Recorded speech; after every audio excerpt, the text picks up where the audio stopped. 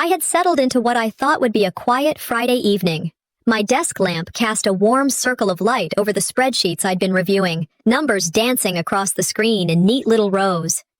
Outside my apartment window, the Seattle skyline shimmered, the autumn air cool and crisp, and I held a cup of chamomile tea close for comfort. My mind was fully occupied with projections and invoices when my phone buzzed. At first, I ignored it. I assumed it was a reminder from my calendar or a late message from a client. But when the vibration persisted, I glanced at the screen. The text was from my brother, Quillan. I swiped it open and my heart skipped. Borrowed that cheap bracelet for my date tonight. I froze. My first instinct was disbelief. Cheap bracelet? I blinked twice, convinced I'd misread the words. I reread the message slowly, each syllable cutting deeper. He hadn't asked, he'd simply taken, and he thought it was cheap. A low laugh escaped me, though it was hollow, bitter. Cheap? Nothing I own is cheap, I muttered to myself. For years, Quillan had dismissed my work, as though the pieces I designed were mere trinkets. It wasn't about money, it was about respect. And once again, he'd found a way to minimize me. I set my teacup down harder than I intended, liquid splashing onto the table. That text wasn't just careless, it was a reminder of every time he had brushed me off, every moment my family had chosen to believe I was less. I leaned back in my chair, phone still glowing in my hand. Family should know you best, but sometimes they know you the least. My brother had never asked how I managed to live in a downtown loft, how I ran my own studio. He never cared to understand the hours I put in, the years of sacrifice. I remembered dinners when my parents would shower him with praise for the most mundane achievements, while my milestones were met with silence or a distracted nod. It wasn't hatred, I didn't hate him, but the imbalance had carved something sharp in me, a quiet resentment that never dulled. And here it was again, playing out in 6 words and a smug emoji. To him, I was still the little sister with nothing worth guarding. To me, this text was a neon sign flashing the truth I'd tried to ignore. Quillan assumed my things, like my place in the family, held no real value. I closed my eyes and took a deep breath, feeling the irritation rise into something heavier, a sadness that had been sitting inside me for years. I pushed away from my desk and strode quickly to the bedroom. The hardwood floor chilled my bare feet, the silence around me suddenly oppressive. In the corner sat the jewelry box that held not just my work, but my memories. The dark wood gleamed faintly under the light as I lifted the lid. Inside were pieces I wore every day, the pearl earrings my mother gave me when I graduated, the vintage bracelet from my grandmother, a simple gold chain I often used for business meetings. All there. My eyes darted to the velvet compartment in the back, the one only I ever opened. My breath caught. The compartment was empty. A wave of cold swept through me. My hands trembled as I touched the spot where the sapphire bracelet had lain, its absence more jarring than I could bear. My pulse hammered in my ears. He didn't just take any bracelet. My whisper broke the silence. He took the one piece I could never risk. The room tilted for a moment as the reality sank in. I pressed my palm against the desk for balance, every muscle taut with panic and fury. I paced the room, trying to steady my thoughts. Quillan hadn't just borrowed something, he had crossed a line I had drawn long ago. That bracelet wasn't an accessory to toss on for a casual date. It was part of my professional collection, cataloged, insured, protected. And he had used the spare key, the one I had given him for emergencies, not for sneaking in, not for rifling through my personal belongings. He had betrayed not only my trust, but also the boundaries I had fought hard to maintain. Trust is built in drops and lost in buckets, I murmured, recalling a phrase I'd once heard. Tonight, he had emptied the bucket entirely. I sat on the edge of my bed, my fingers tightening around the phone. A dozen thoughts collided in my head. Should I call him now? Should I drive across town and demand it back? Should I let him face the consequences of his ignorance? But instead of panicking, I began piecing the facts together. The bracelet's value, the potential fallout, the pattern of disrespect. If I let this pass, I would confirm every assumption he had ever made about me. That I was harmless, silent, invisible. I walked back to my desk and stared at the city beyond the glass. The skyline was calm, but inside me, a storm was rising. I whispered into the quiet. Cheap. He has no idea. The irony cut deep. My brother thought he'd borrowed a trinket to impress a woman. The truth, he had walked out with something priceless, a piece that could alter reputations, careers, even futures. I leaned against the desk, my mind racing. He saw me as small. He saw my work as meaningless. But this theft, this insult, had lit a fuse that had been waiting years to ignite. I turned the phone in my hands, staring again at the smug emoji he had sent. That single, grinning face now felt like a spark to dry tinder. My eyes flicked toward my laptop. The insurance file sat waiting for me to confirm what I already knew. The number would be staggering.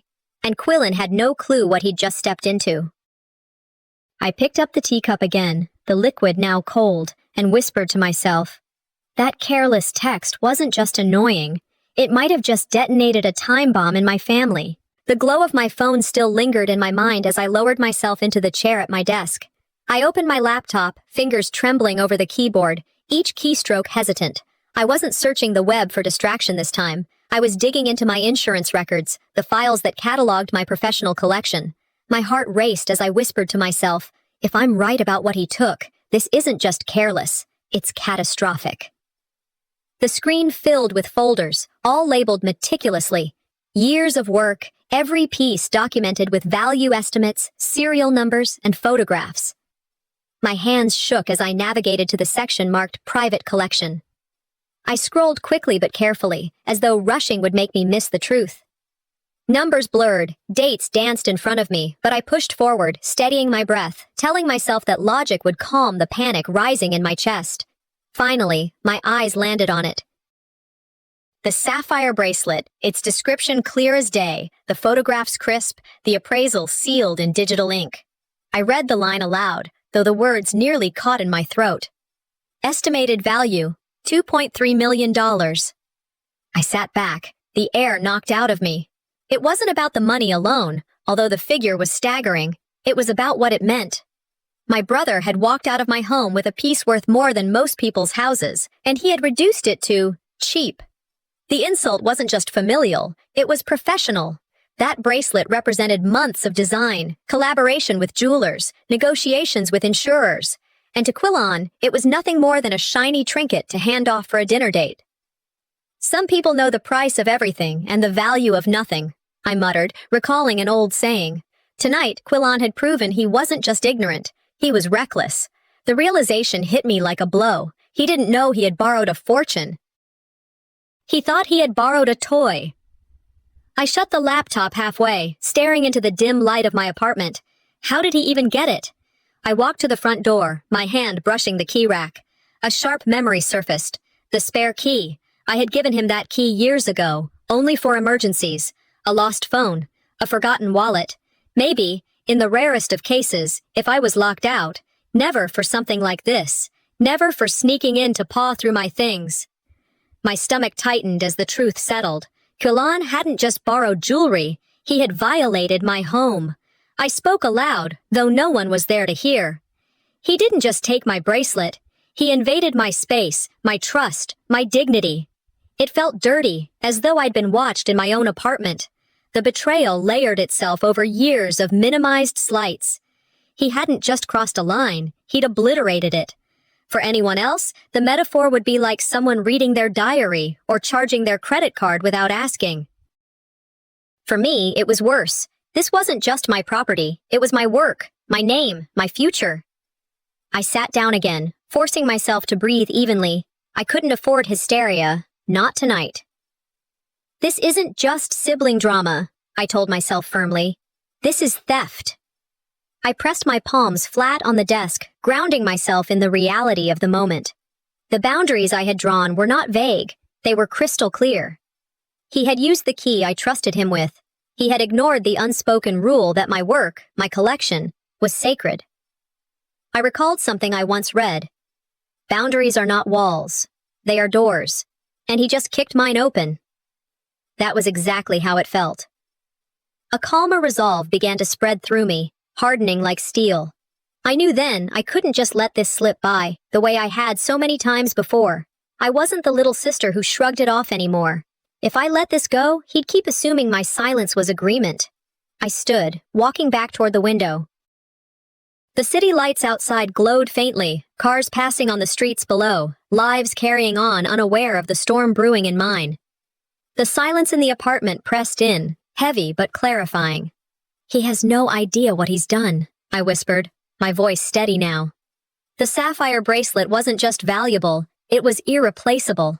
Quillon thought he had taken a trinket for a date. In truth, he had taken something that carried weight far beyond his comprehension. I traced the glass of the window with my fingertips, considering what came next. Should I call him? Should I drive across town and demand it back? Or should I let the law speak for me, cold and indisputable? The thought of dragging family into police reports twisted in my gut, but so did the idea of once again being dismissed, unheard, unseen. The choice wasn't between peace and conflict, it was between silence and truth. I closed my eyes, letting the decision simmer, and opened them again with clarity. "I wasn't just dealing with a careless brother," I said into the night air. "I was staring at a betrayal worth $2.3 million. The apartment was quiet, except for the faint hum of my laptop, its glow still pooling across the desk. I hadn't moved since reading the valuation, but the silence pressed harder now, as if the walls themselves knew what Quillon had done. I wrapped my arms around myself and whispered the words I once read from Maya Angelou. "When people show you who they are, believe them the first time." It wasn't the first time Quillon minimized me, not by a long shot. But tonight was different. Tonight wasn't a sarcastic comment or a dismissive shrug. Tonight he'd broken into my sanctuary, taken what was mine, and mocked me while doing it. The betrayal wasn't isolated. It was the echo of years where my voice carried no weight, years when my efforts seemed invisible to the very people who should have seen me most clearly. I leaned back, closing my eyes, letting the years unspool behind my lids. His text wasn't just a theft of property, it was a reminder of every time I had been overlooked, diminished, erased. I was 12 again. The kitchen smelled of birthday cake, frosting heavy with sugar, the air warm with family chatter. I had spent weeks stringing together beads and small stones, polishing each piece by hand until the bracelet gleamed as best as a child's work could. It wasn't perfect, but to me, it was love made visible. I presented it to my mother, cheeks burning with excitement. She opened the small box, held the bracelet up, and before she could even speak, Quillon's laugh rang out. "Looks like something from a dollar store," he snorted. My father chuckled under his breath. My mother smiled awkwardly and said, "It's sweet, but it's not real jewelry, darling." The words sliced deeper than they realized. I forced a smile and nodded, but inside I was shattered. That night, I promised myself I'd grow into someone who made pieces no one could call cheap. Sitting now in my dim apartment, I realized Quillon's careless text wasn't new. It was the same insult reborn, the same laughter replaying after decades. My brother hadn't changed. Maybe none of them had. I thought about last Thanksgiving, sitting at the table with wine glasses full and conversation bouncing around. Quillon had just landed a new position in pharmaceutical sales, nothing remarkable, but my parents beamed at him as though he'd discovered electricity. "You've really made us proud, son," my father said, lifting his glass. I had been quiet until my mother glanced at me. "And how's your little business going, Zephira? You're still making necklaces?" I remember staring at her, the sting sharp even then. I had just closed a deal to showcase in a luxury gallery in Los Angeles. My collection had been featured in a magazine, but to them, it was still just making necklaces. Parents don't mean to compare, but they always do. Sitting there, I had felt myself shrink, my success folded neatly away behind Quillon's small triumphs. Tonight, with the bracelet gone, I saw it clearly. This wasn't about jewelry. This was about validation I had never been given. He hadn't stolen a piece of gold and sapphire. He had stolen the acknowledgement that should have been mine long ago. I rose from the chair and walked the length of my apartment, each step steadying my resolve. I wasn't a child anymore, and I wasn't going to swallow this insult like I had all the others. Being the youngest meant being underestimated, I said to myself. But underestimation is a kind of fuel. I stopped at the mirror, staring at my reflection. The woman who looked back at me wasn't the invisible girl at the kitchen table. I had built a company. I had built a name, and now I had to protect it. My family would try to smooth it over. They always did. They would say he didn't mean harm, that it was just a mistake, that I shouldn't cause waves. But this wasn't going to be downplayed, not anymore. This time, I would not stay silent. I closed the laptop, the screen snapping shut like the closing of a case file. The city outside flickered in lights, cars moving in streams that looked almost serene. Inside, I sat in absolute stillness, rehearsing the confrontation I knew was coming. I pictured my parents' faces, their familiar pleas for me to be the bigger person. I pictured Quillon shrugging, rolling his eyes, making jokes to lighten the weight of what he'd done. No, not this time. I practiced the words I would say. I reminded myself of the facts, of the evidence. He had used the emergency key. He had entered without permission. He had stolen from me. And I had the records to prove it. The storm was already on its way. I could feel it pressing at the edges of tomorrow. Tomorrow, when I confronted him, I knew I wouldn't just be fighting my brother. I would be fighting years of silence. The morning light was just breaking through my blinds when my phone vibrated on the nightstand. I reached for it, half expecting another client reminder. Instead, the message came from Marceline, my oldest friend, the one person outside of work who always noticed the details. Z, she wrote, I'm not trying to stir drama, but I swear I just saw your bracelet in a clip online. Some girl was flashing it around like it was hers. I sat up quickly, heart pounding. My first instinct was to deny it. Maybe it was a replica, or maybe Marceline's eyes had played tricks. But the pit in my stomach told me otherwise. I dialed her immediately. Where did you see it? A live stream, she said. Looked like Quillon's girlfriend. She kept tilting her wrist to the camera, bragging about the piece her boyfriend gave her. And Z, it looked exactly like yours. Her voice was hesitant, gentle, but it hit me like a hammer. My brother hadn't just taken the bracelet. He was flaunting it, handing my work to a woman who didn't even know its worth. I whispered. Of course he did. The dread was real now, but so was the anger. If confirmation from my own eyes wasn't enough, having someone outside the family recognize it for what it was, sealed it. Quillon wasn't being careless, he was being reckless. He thought the rules, the trust, the boundaries didn't apply to him. I told Marceline, thank you, I'll handle it. She sighed softly.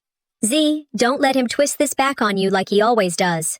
Her words built the urgency inside me. He was daring me, and I had to respond. By late morning, I was behind the wheel, steering through the quieter streets of downtown Seattle.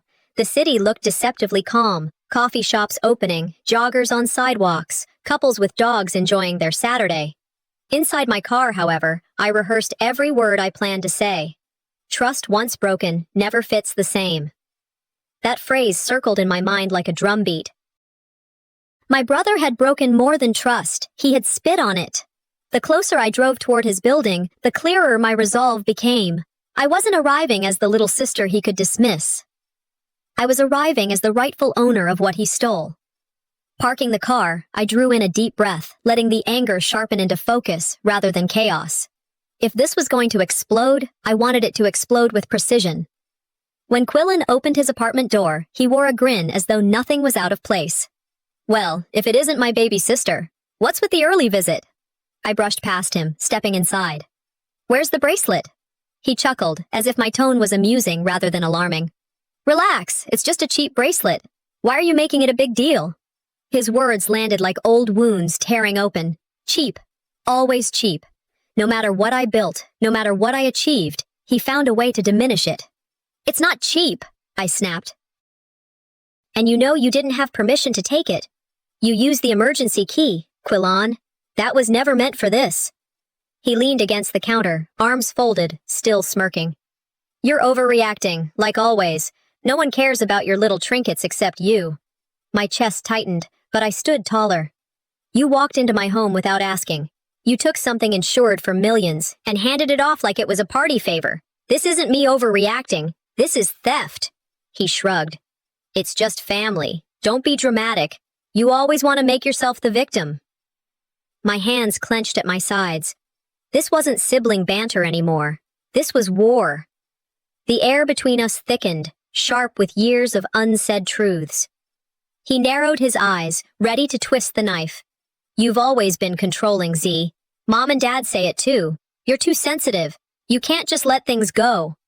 I stepped closer, my voice low but firm. Too sensitive. You've never once asked me about my work. Not once in all these years. Do you even know what I do day to day? Do you care that I've built a business from scratch? That I've kept our grandfather's name alive in a way you never could? He scoffed, but his posture shifted. You think you're better than me because you play with gemstones? I snapped back. Better than you? No. More responsible? Absolutely. You're 35 years old, Quillan, and you still act like a spoiled teenager. Meanwhile, I've been carrying the weight of a legacy you can't even spell. His smirk faltered, but only for a moment. The heat in his eyes matched mine.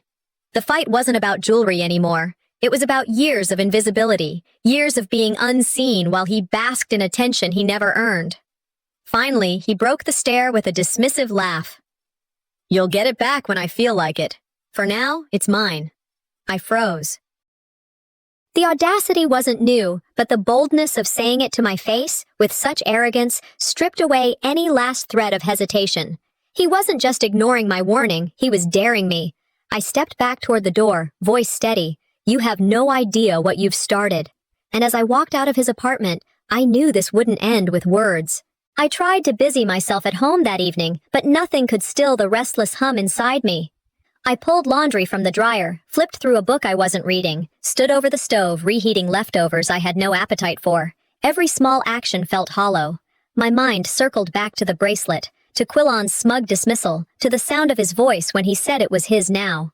Finally, I dropped onto the couch and unlocked my phone. If I couldn't quiet my thoughts, maybe I could at least distract them with the endless scroll of social media. I typed his name into the search bar. Nothing. Then I searched hers, Roxalana, a name that always sounded like performance, as though she were auditioning for a part she didn't quite earn. Her account popped up, public, glowing with carefully angled photos and captions written for attention. And then, at the very top, a red circle. Live.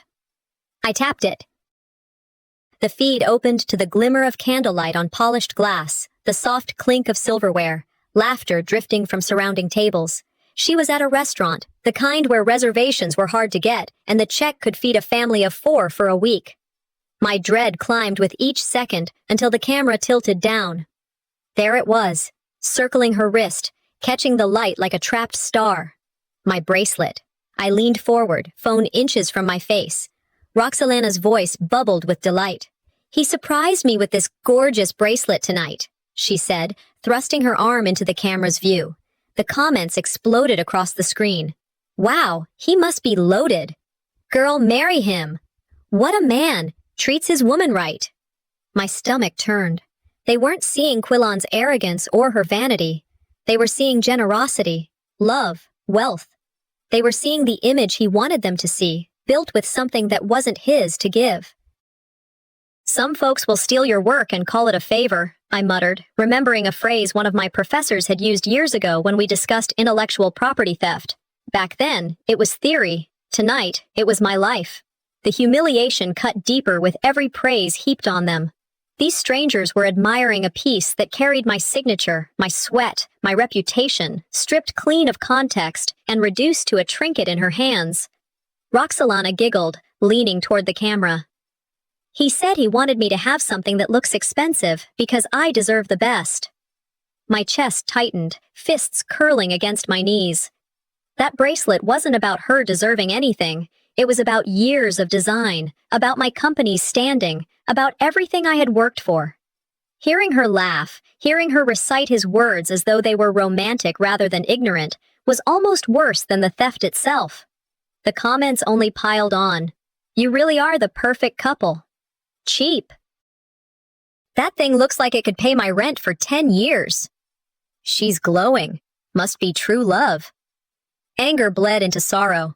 My own family had devalued me, and now outsiders were profiting off the same narrative. Quillan hadn't just stolen from me. He had stolen credit, stolen dignity, stolen the very essence of the recognition I deserved. I blinked hard, refusing the tears that threatened. He wasn't going to break me down into silence this time. I steadied myself, tapped the record button on my phone, and captured the stream as it played. Every frame was evidence, every smug grin, every careless boast. I whispered into the empty room. If they want a show, I'll give them one. Sometimes the only way to end a lie is to drag it into the light. And this lie was already blazing across the internet, amplified by comments, likes, and shares. The only question left was how far I was willing to take it. I sat straighter, replayed the clip, paused where she flashed the bracelet, saved the screenshot, then another and another. My phone became a vault of proof, a record of betrayal too large to be ignored. This wasn't going to be chalked up to sibling rivalry. It wasn't going to be brushed aside by my parents with gentle reminders to let it go. This was going to escalate, because now it had to. I scrolled through the comment section again, slower this time. Some users weren't convinced. Looks fake, dude. No way that's real. She's bragging about costume jewelry. Others pushed back. Don't be jealous. He obviously spent thousands. The irony was unbearable. The only person who knew the truth sat here in a dark apartment, watching strangers debate the authenticity of what was, in fact, one of the most valuable pieces I had ever designed. Quillan thought it was a date accessory. He thought it was cheap enough to hand off without thought. But tomorrow the world would know its real worth, and his real shame. By the time I set my phone down, the apartment was darker than I realized. The clock blinked close to midnight, but sleep was impossible. Notifications kept vibrating against the coffee table, dozens piling up faster than I could swipe them away. At first, I thought they were from friends checking in, but when I opened the screen, my stomach dropped. Screenshots, links, tags with my name attached. Strangers gossiping about my brother, and about me, though they didn't know it was me they were cutting into. I opened one message from a colleague. Is this your design? It looks a lot like something you'd make. Another came from an old client. Tell me this isn't real, please. And then the endless posts, people mocking Quillan for flaunting what they thought was fake, others defending Roxalana, calling her queen for showing off her new gift. My private piece, the bracelet I had poured months into, had become entertainment for an online audience. Privacy is a luxury you lose the moment your life becomes someone else's entertainment, I whispered. I wasn't talking to anyone, but the words sounded truer in the dark. The comments kept rolling, faster than I could read. Each one felt like another nail driving in, proof that the thing I held sacred had become a joke for strangers to dissect. I scrolled further, my jaw tight. Looks fake, dude. That thing is straight from a flea market. She's glowing, though. Love looks good on her. Queen energy, flaunting that bling. It was surreal. The conversation wasn't about me as the designer, the owner, the one who gave the piece its life. It was about them, their fake romance, their showmanship, their lies. I clenched my phone so tightly, my knuckles whitened. Betrayal wasn't enough of a word. It wasn't just Quillan stealing. It was the world laughing along, handing him the credit and me the ridicule. They're laughing at him, I muttered, but they're laughing through me, too. I pressed my forehead into my hand, forcing myself to breathe. I had been invisible in my family for years, brushed aside in favor of his small triumphs. Now that same invisibility had gone viral, amplified by strangers who thought they were in on the joke. I scrolled again. One comment caught my eye. If that bracelet's real, it's not a boyfriend's gift. It's worth millions. For the first time that night, my heart jumped. I tapped the profile. It belonged to a well-known Seattle jeweler, someone whose words carried weight in the industry. His post was already spreading. That piece looks exactly like a one-of-a-kind design valued in the millions, he wrote. If it's authentic, it belongs in a vault, not on a dinner date. The words were like a spotlight cutting through fog. Relief and dread collided inside me. Finally, someone recognized my work, validated the truth. But that meant the scandal wasn't just speculation anymore. It was real, undeniable, and spiraling out of my control. I whispered, "The truth will out."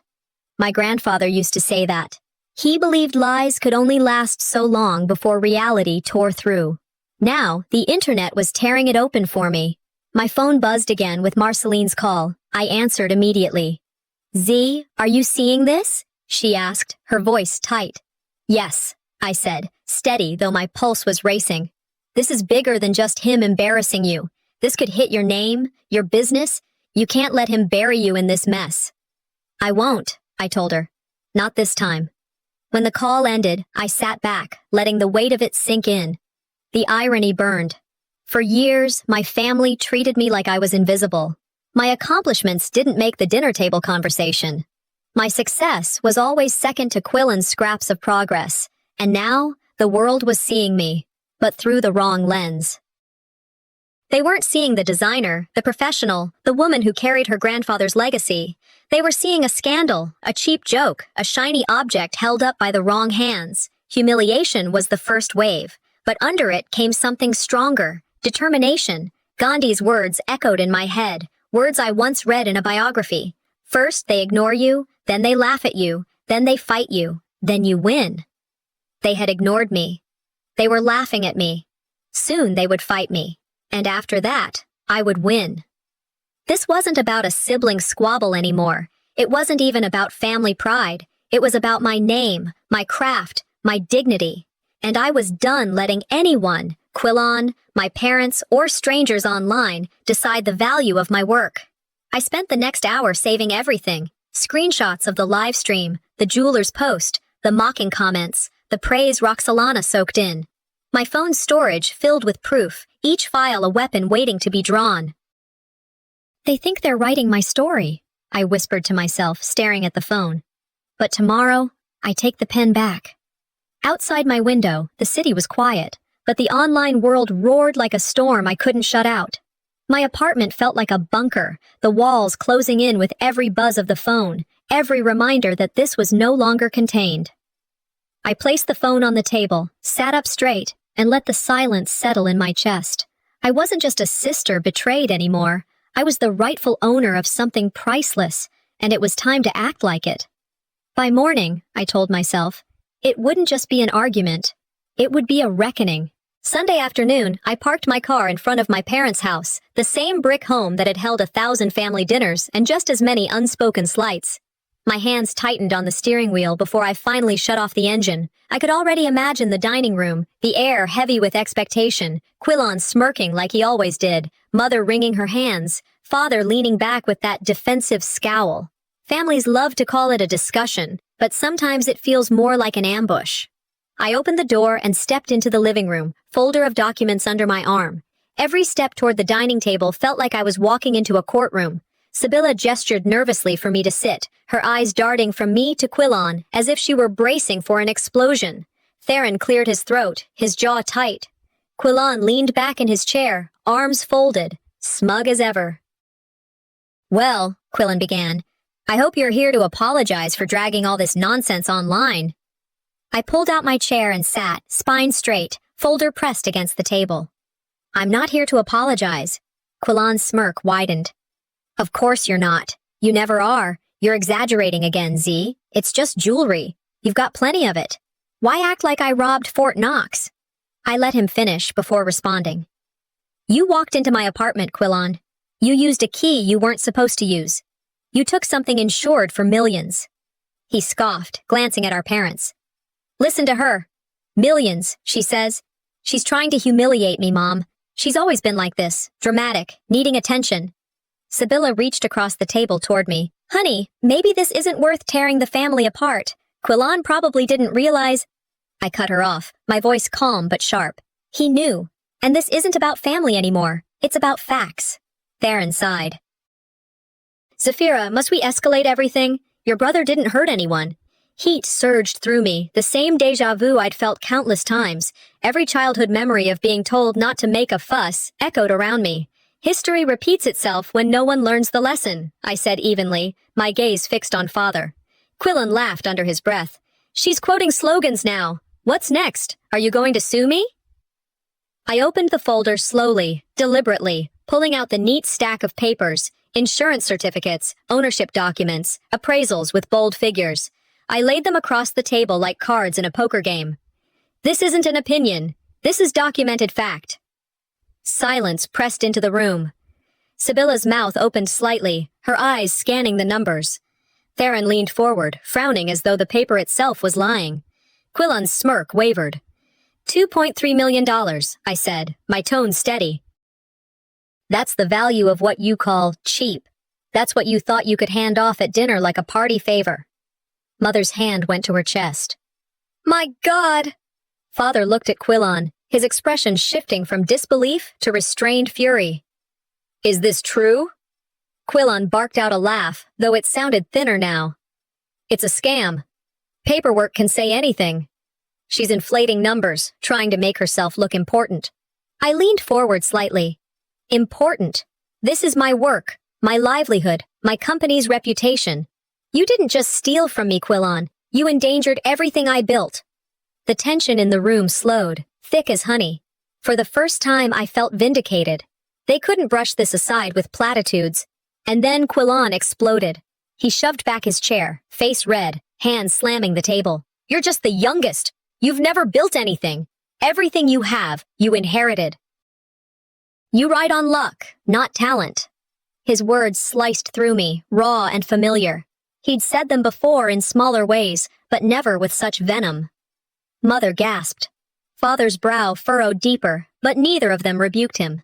I steadied myself, forcing my voice to remain calm. Sometimes truth doesn't need to be uncovered. It screams out of a person when you finally stop covering for them. And today, you just proved me right. Quillon pointed at me, trembling with rage. You think you're better than me? You think you can embarrass me in front of everyone? But you're nothing. You've always been nothing. My fists tightened under the table. Anger simmered, but clarity burned brighter. This wasn't about the bracelet anymore.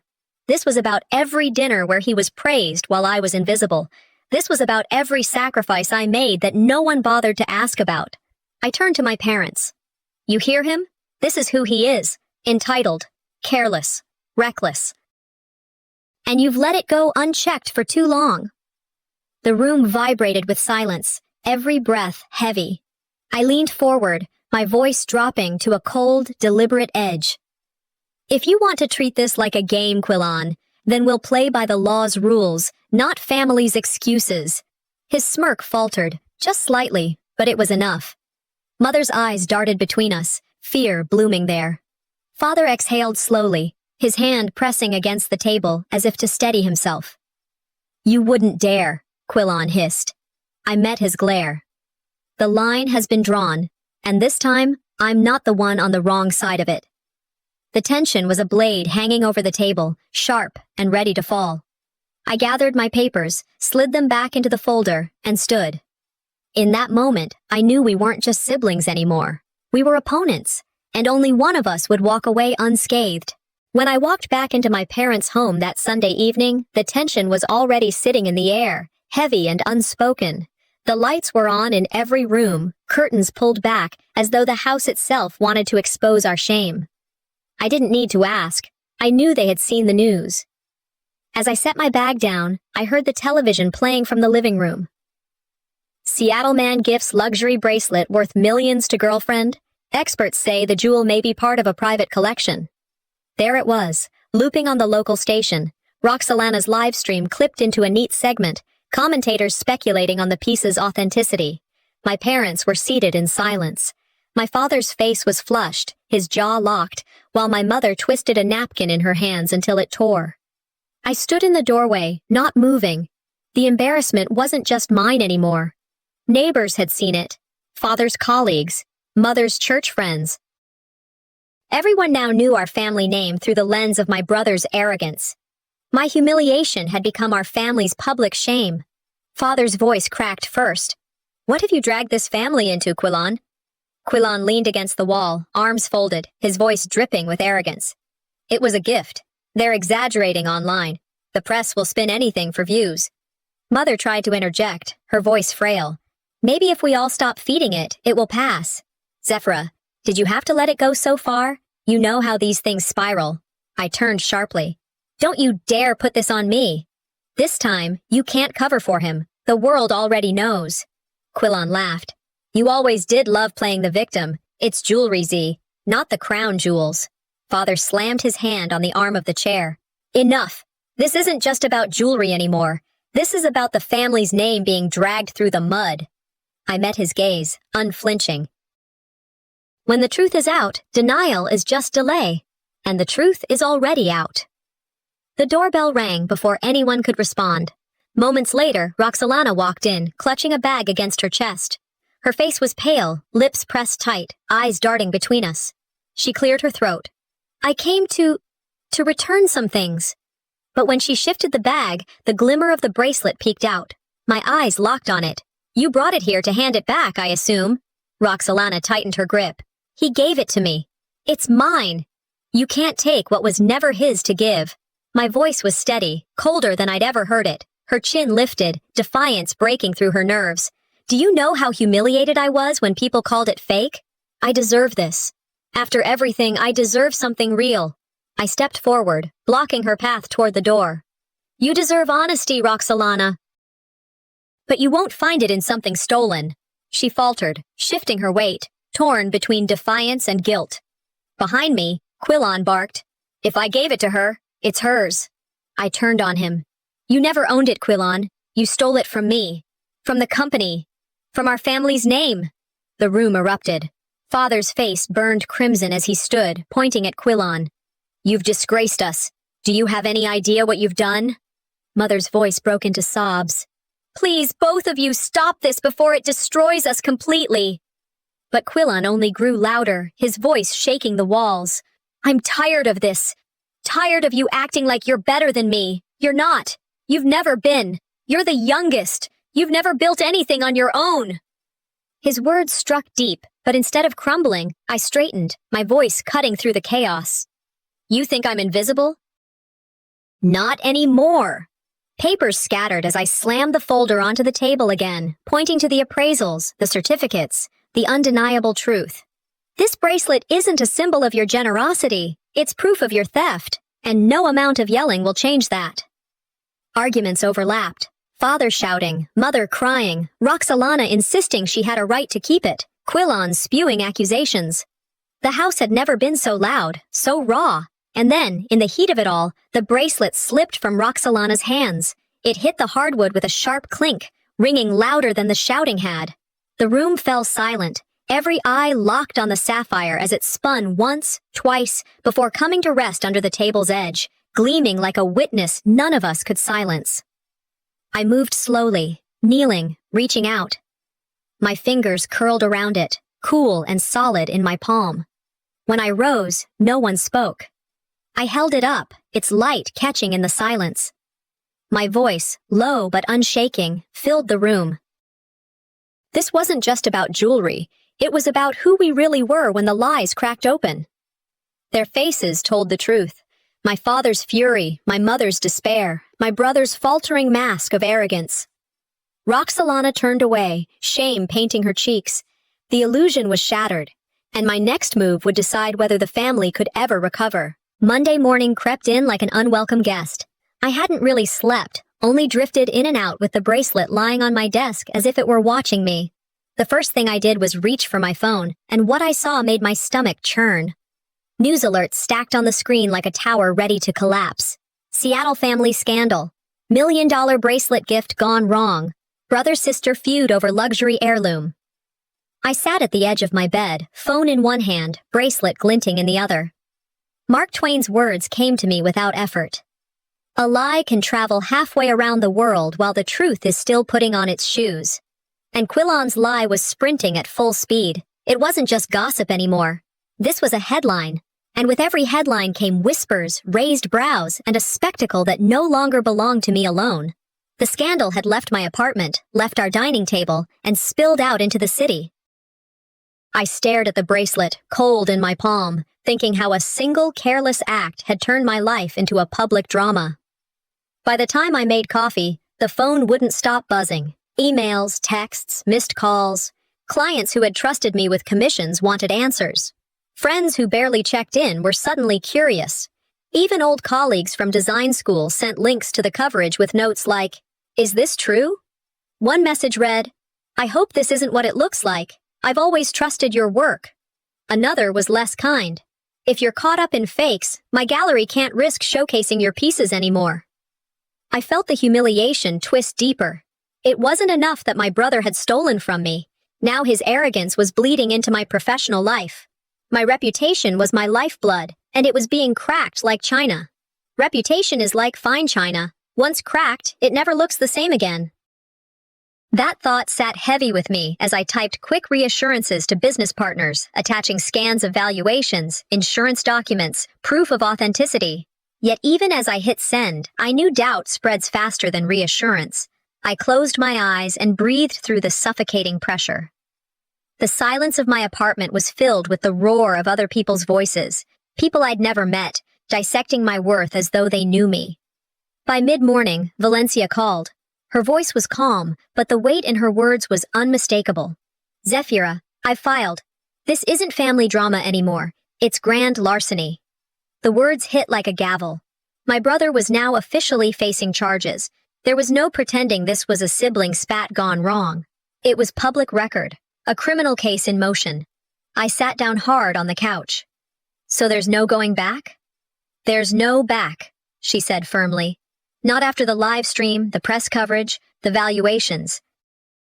He didn't just cross a line, he shattered it, and now the law has to do its part. Even as I nodded, my phone lit up with another call, my mother's number. I almost ignored it, but my thumb betrayed me. Her voice was soft, trembling. "Z, please, don't let this go further. He's your brother. He made a mistake, but he doesn't deserve prison." I clenched my jaw. "Mom, he didn't make a mistake. He broke into my home, stole from me, and paraded it online. If anyone else had done that, you'd call it theft without hesitation." "But your family," she whispered. "Please, don't destroy him." I hung up without answering. My hands shook, not from doubt, but from the ache of being pulled between loyalty and justice. By afternoon, the local news cycle had shifted into overdrive. Cameras captured Quillon leaving his apartment, questions shouted at him as he kept his head down, neighbors stood on balconies whispering. His co-workers, once proud to brag about his charm, now distanced themselves. Roxalana had already played her part. Reporters quoted her saying, "He promised me it was his. How was I supposed to know?" Throwing him under the bus as if betrayal were contagious. I watched the footage in silence, my phone vibrating every few seconds with new updates. The downfall was public, raw, and irreversible. Humiliation is the one punishment pride can never bear, I thought aloud, staring at the screen. And Quillon, for all his bravado, was drowning in it. Still, part of me knew humiliation wasn't enough. This wasn't about watching him squirm under the weight of public ridicule.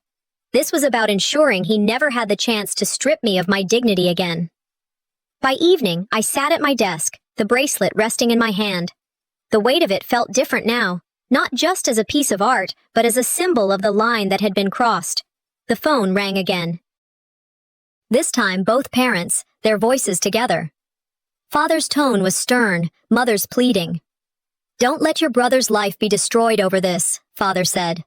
"Please, darling," mother added. "You've made your point. Don't let it go any further." I closed my eyes and whispered. "He destroyed it the moment he called my work cheap." The line went quiet, their voices swallowed by the space between us. I hung up, staring again at the bracelet, its sapphire catching the last of the daylight. Tomorrow, I would decide if blood was still thicker than justice. Tuesday morning, I walked into the precinct with the weight of the past week pressing on my shoulders. The sapphire bracelet felt heavier in my bag than it ever had around a wrist. I was here to finalize the reports, to make official what had already spiraled into public view. As I crossed the steps, I saw her, Roxalana, standing near the entrance with reporters gathered like vultures. She clutched her handbag tight, defiance plastered on her face. The moment our eyes met, she stepped forward. "He gave it to me," she said loudly enough for the cameras to catch. "It's mine." Gasps rippled through the small crowd. I stopped just short of her, planting my heels firmly against the stone. My voice cut sharp and clean. "You can't steal from a thief and call it a gift." The crowd leaned in closer, microphones pointed our way. Roxalana's chin lifted higher. "He promised it was his. You don't get to rewrite what happened because you regret it now." I moved closer, voice low but clear. "What I regret is letting people like you believe lies can erase ownership. That bracelet never belonged to him. And deep down, you know it." Her jaw tightened. Behind us, cameras clicked in rapid fire. The public spectacle intensified, but I didn't waver. The pressure, if anything, sharpened me. Inside, officers escorted her toward a side room. "We'll take it from here," one said, guiding her along as she muttered about deserving it. Minutes later, Quillon appeared, wrists cuffed, flanked by two officers. His suit was wrinkled, hair unkempt, but he still held himself like arrogance could shield him. He glanced at me, lips twisting into something between a smirk and a sneer. This is ridiculous, he barked at the officers. You're making a spectacle out of nothing. Entitlement doesn't look so tall when it's standing behind bars, I thought, though I didn't say it aloud. And Valencia met me in the lobby, calm and collected, her binder in hand. The case is strong, she said, her voice quiet but confident. We have documentation, valuation, eyewitness accounts, and now video evidence. He can try to bluff, but the law is not swayed by bravado. For the first time, relief mingled with grief. This was my brother. The boy I'd once defended on playgrounds. Now, he was the man being escorted past me in cuffs. Justice is slow, Valencia added, but it's sure. I nodded, though my throat burned. The conference room they placed us in was sterile, too bright, too quiet. Valencia spread the documents across the table like a dealer laying down cards. My parents sat stiffly across from me, Sibylla dabbing her eyes with a tissue, Theron avoiding my gaze. Quillon slouched in a chair, the cuffs removed, but his arrogance intact. Valencia's tone was matter-of-fact. Quillon faces up to 3 years in prison. Unless, Zafira, you're open to mediation. All eyes shifted to me. The silence pressed like a weight. I took a slow breath and leaned forward. You want mediation? Fine. Here it is. I locked eyes with my brother. You work under me for 6 months. Minimum wage. Every day you clock in. Every day you learn what real value means. Or you serve time. The room cracked with shock. My parents gaped, words caught in their throats. Roxalana sat in the corner, fury in her eyes, but silent now. And Quillon, his face drained of color before the anger rushed back in. You can't be serious, he spat. I didn't blink. Dead serious. His chair scraped loudly as he pushed back, fists clenched. You can't do this to me. The law can, I replied evenly. I'm giving you mercy. Don't mistake it for weakness. Mother leaned forward, voice breaking. Zafira, please, he's your brother. Don't humiliate him further. Father added, think about the family name, the future. Prison will ruin him. I turned toward them both. He ruined himself the moment he walked into my home uninvited and treated my life's work like a party favor. This is the only way forward. The air crackled with tension, guilt pressing against righteousness inside me, but I didn't flinch. I had given too many years to silence. By afternoon, the news broke. Headlines screamed about the ultimatum. Online, reactions poured in. Some praised me. Finally, a woman who won't let her brother walk over her. Others ridiculed Quillon, mocking him for being forced into minimum wage labor. The evening wore thin as fatigue settled into my bones. My phone buzzed again. Valencia's voice came steady over the line. He's agreed to your terms, Zafira. He'll start next week. I let the silence stretch before answering. Fine. At home later, the apartment felt too still, the bracelet gleaming softly where it sat on my desk. The day replayed in fragments, the cameras, Roxalana's shrill protests, my parents' pleas, Quillon's disbelief, and finally his muttered words when the officers pressed him for an answer. Fine, I'll do it. But the way he said it, dripping with bitterness, told me everything. Compliance wasn't acceptance, it was survival. I closed my eyes, whispering into the silence. He thought he'd broken me, but now, he will learn what it means to build from nothing. The power was mine again, but I knew the test of family bonds had only just begun. Wednesday evening settled into my apartment like an unwanted shadow. The bracelet lay on the table before me, catching the dim light of the lamp, a reminder of everything that had unraveled. My phone lit up every few minutes with the same names, the same numbers, my parents, alternating between calls and voicemails. I let it buzz until the sound dulled into the background hum. Silence pressed harder than noise ever could. It wasn't just the quiet of my home. It was the silence of family that once prided itself on loyalty. Sometimes the loudest answer a family can give is silence, I whispered, staring at the bracelet. My brother hadn't called. He hadn't even tried to apologize. The stillness wasn't peace, it was avoidance, and I could feel it echoing through me. I folded my arms, letting the weight of that silence sit. The storm was no longer about headlines or social media. It was about whether I would keep letting my family's denial bury me or finally dig myself free. The phone rang again. This time I answered. Zafira. My father's voice came first, gruff but pleading. "This has gone far enough. He's your brother. Blood is blood." My mother's voice slipped in, thick with tears. "Please, darling, don't let this destroy him. Families survive mistakes." I held the phone tighter, every muscle braced. "Blood doesn't excuse betrayal." "Z," father said firmly, "think about what you're doing. Prison, minimum wage humiliation. He's family. He'll never forgive you if you push this." My breath slowed, steadied. "And I'll never forgive myself if I let him keep trampling over me. Do you know what it feels like to spend your life being invisible to your own family? He didn't just take jewelry. He took the truth of who I am, and he mocked it." "Families forgive," my mother insisted. "Families protect," I countered. "Blood makes you related, but loyalty makes you family." And I've had neither from him for years. The silence that followed was jagged, like glass between us. When the call ended, I sat still, staring at the phone in my hand. The guilt pressed hard, heavier than I wanted to admit. Memories flashed, holiday dinners, laughter that once filled these walls, the rare moments Quillon and I had worked together as children on some silly project. Now, those echoes had been replaced with courtroom whispers and media clips. I set the phone down and leaned back, forcing myself to breathe. "This isn't revenge," I said aloud, though no one was there to hear it. "This is accountability." Eleanor Roosevelt's words surfaced like a balm. "Justice cannot be for one side alone, but must be for both." I repeated them slowly, reminding myself why I had to stand firm. Yes, Quillon's suffering would stain our family name. Yes, people would whisper at my parents in grocery stores, in church pews, in their circles, but the stain wasn't mine. It was his. And justice wasn't optional. It was overdue. By nightfall, the family group chat was silent. Normally, it would be buzzing with casual updates, photos of meals, endless chains of jokes. Tonight, nothing. Relatives who had called incessantly the week before now disappeared. No supportive texts, no words of encouragement. It wasn't just silence from Quillon, it was silence from everyone.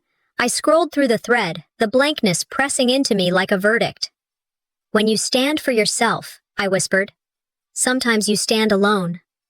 That silence became its own kind of confirmation. They would not back me, not openly. Perhaps they agreed privately, but cowardice kept them muted. Or perhaps they chose him, as they always had. Either way, I was left in the stillness, knowing that righteousness rarely comes with applause. Loneliness sharpened in me, but so did resolve. For the first time, their silence didn't shrink me. It reminded me that I was finally standing. I picked up the bracelet, feeling its cool weight against my palm. The sapphire gleamed, steady and unyielding. "They may never forgive me," I whispered into the quiet. "But I've finally forgiven myself for staying silent too long." I closed my eyes, pressing the bracelet against my chest. Justice over blood. Dignity over forced loyalty. For once, I chose myself. Not as a sister clinging to family ties, but as a woman unwilling to bend to betrayal anymore. Tomorrow, the world would hear my voice, not as a sister, not as the overlooked child, but as the rightful owner of my life. Thursday evening, I pulled into the driveway of my parents' house. The windows glowed, and through them I saw the silhouettes of people gathered. Tonight had been framed as a reconciliation, but I knew better. This wasn't going to be peace, it was going to be theater. When I stepped inside, the smell of roast beef and perfume hit me. Relatives filled the dining room, faces lined with judgment and curiosity. My parents sat at the head of the long table, Theron with his arms folded, Sibylla twisting her napkin like a lifeline. Quillon was already seated, leaning back with a look of irritation masked as indifference. Families don't just air dirty laundry, I thought to myself. They hang it in the front yard when they think you've stepped out of line. I smoothed my jacket, folder in hand, and took my seat. My heart pounded, but my voice was ready. Tonight, I wasn't here to ask for recognition. I was here to deliver truth. Quillon broke the silence first. "I only wanted to impress someone, that's all. I didn't think it mattered." He looked around the table, scanning faces for sympathy. "I was trying to do something nice, and suddenly I'm treated like a criminal. Is that fair?" A few cousins nodded faintly, unwilling to challenge him outright. An uncle coughed into his hand. His performance was working. He painted himself as misunderstood, unlucky, a victim of circumstance. "I never meant to hurt anyone," Quillan added, his voice carrying a false sincerity. "I just thought it was something she could wear for one night. I didn't realize it would spiral into this." I felt the familiar pull of frustration, that dangerous urge to let him keep spinning the story. But then I reminded myself, silence would mean erasure. If you let someone else tell your story, I thought, don't be surprised when they make you the villain. I stood, calm but firm, placing the folder on the table. The chatter stilled. One by one, I laid out the evidence: insurance papers, valuations, screenshots, news reports. "This isn't speculation," I said, locking eyes with my brother. "This isn't exaggeration. This is documented fact." Quillan rolled his eyes, but I pressed on. "Next time you call something cheap, make sure you know its worth." The room froze. A murmur passed through the relatives seated on either side. Eyes darted between the papers and my face, whispers rising, then silence again. In that moment, I felt the weight shift. The humiliation he had tried to pin on me turned into my authority. My voice didn't shake. My hands didn't falter. For once, the spotlight was exactly where it needed to be. I turned from my brother to the room at large. My voice carried steady, deliberate. "For years, you thought I was invisible. You looked past me at dinners, skimmed over my accomplishments, handed out praise like it was currency, but never to me. Tonight, that ends. I am the one holding this family's legacy." Some relatives shifted uncomfortably.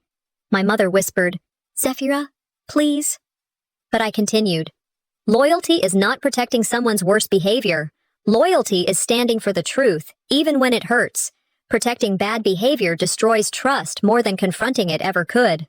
I let my gaze sweep the room, lingering on each face. David Hurley once said, "The standard you walk past is the standard you accept." And for too long, this family has walked past Quillan's arrogance. Tonight, I refuse to accept it. The words settled heavy in the air. Painful, yes, but liberating too. My voice had never been so steady, so unapologetic. The silence stretched. My parents said nothing, their eyes cast downward. The relatives who had once gossiped so easily now avoided my gaze, and Quillan, his face was pale, his jaw clenched, no words left to twist. I picked up the bracelet from where it rested in its velvet box, holding it for the last time before snapping it closed. The sound echoed in the room like a gavel.